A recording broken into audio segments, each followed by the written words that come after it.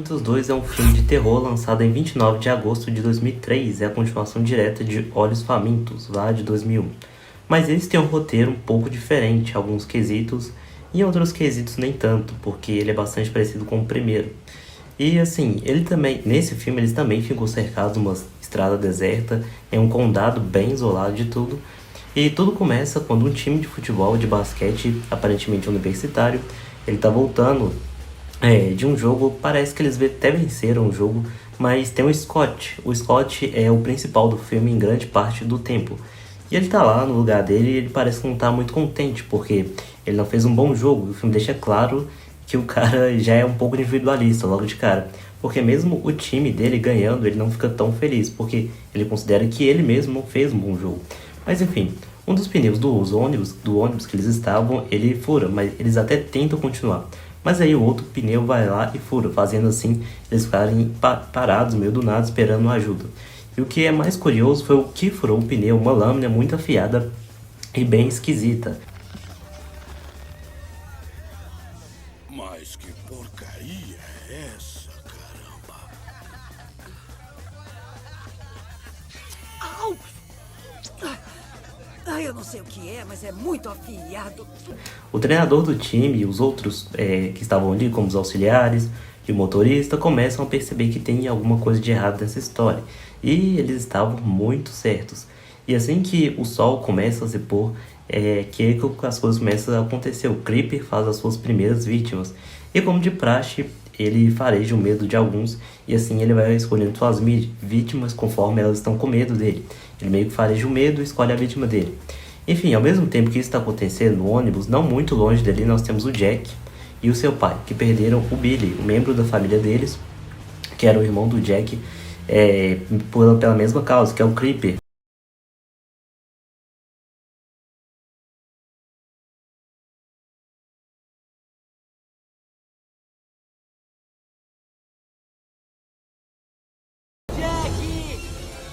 O Creeper, e eles estão bastante cientes do que tá rolando naquela área.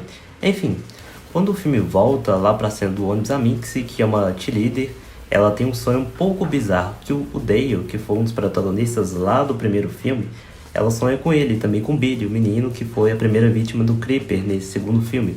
Ela sonha com ele e com os dois eles aparecem no meio alertando sobre o perigo que eles estão ali, o perigo que eles estão correndo, ficando ali naquele ônibus.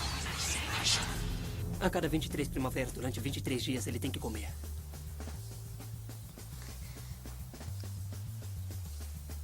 Comer o quê? Comer o quê? E ônibus. Aí ela acorda e conta pra todo mundo sobre esse sonho, essa visão, né?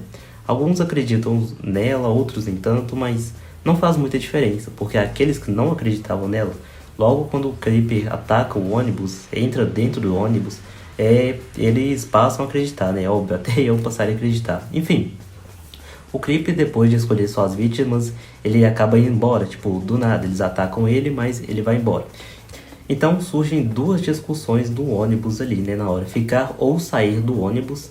E a outra é quem ele teria escolhido para ser as próximas vítimas dele. O Scott claramente foi uma delas. Ele fica em negação a maior parte do tempo.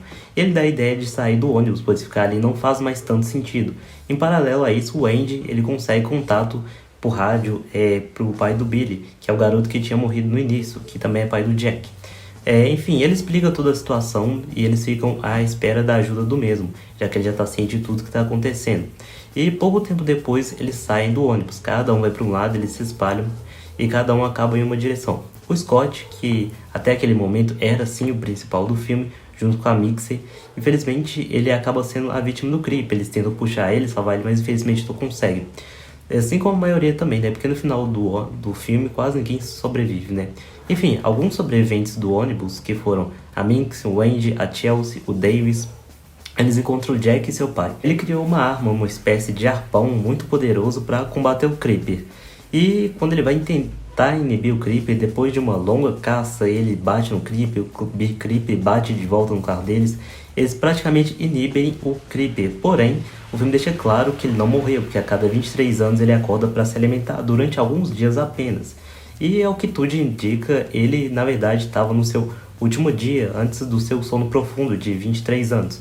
Depois disso, o filme corta a cena para qual já é o final. Passaram-se alguns anos, o Jack tá bem mais velho e o Creeper, ele meio que virou uma espécie de atração turística para quem passava ali naquela região. Eles cobram $5 para quem quiser dar uma olhada nele. E seu pai ficou tão aficionado com a criatura que ele vigia dia e noite ela para ver quando que ele vai acordar novamente. E bom, esse filme é tão bom quanto o primeiro. Eu lembro que a primeira vez que eu assisti esse filme, eu era bem criança mesmo, bem novo mesmo, e foi no Supercine do sábado à noite lá da Globo. E cara, eu não consegui ver esse filme todo na época porque eu tinha muito medo, eu admito, na época desse tipo de filme. Depois de alguns anos que eu fiquei mais velho, eu vi novamente esse filme, gostei bastante, ele se tornou um dos meus preferidos. Porque ele é muito bom, cara, a atmosfera desse filme, o roteiro, o elenco, é tudo muito bem montado. E o suspense dele também é absurdo, cara. Eles manter ele tão bom quanto foi o original, né? É por isso que ele é tão bom. Enfim, galera, esse foi o vídeo de hoje. Se você gostou, deixa o like e tamo junto.